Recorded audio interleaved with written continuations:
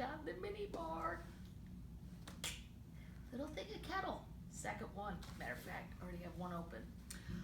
Okay, here we go. Trump liked to say that one of the things that made life worth living was getting your friends' wives into bed. Huh. I thought it was Dos Equis. Clearly not. In pursuing a wife's friend, he would try to persuade the wife that her husband was perhaps not what she thought. Then she'd have his secretary, okay, who still says secretary? Old people. Then he'd have his secretary ask the friend into his office once the friend arrived. Trump would engage in what was for him more or less constant sexual banter.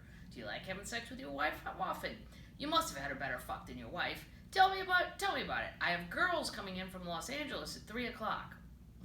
Why would you need... What? LA, there's no difference between LA women and anywhere. That's odd that you would say that. We could go upstairs and have a great time, I promise. All the while, Trump would have his friend's wife on the speakerphone listening in. Okay, wow.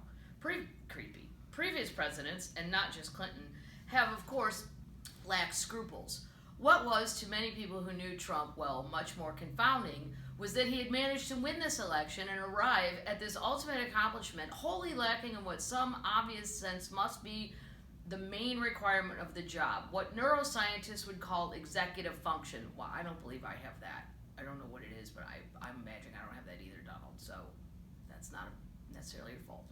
He had somehow won the race for the president, but his brain seemed incapable of performing what would be an essential task in his new job. He had no ability to plan and organize and pay attention and switch focus. He had never been able to tailor his behavior to what the goals at hand reasonably required. On the most basic level, he simply could not link cause and effect. The charge that Trump colluded with the Russians to win the election, which he scoffed at, was in the estimation of some of his friends a perfect example of his inability to connect the dots.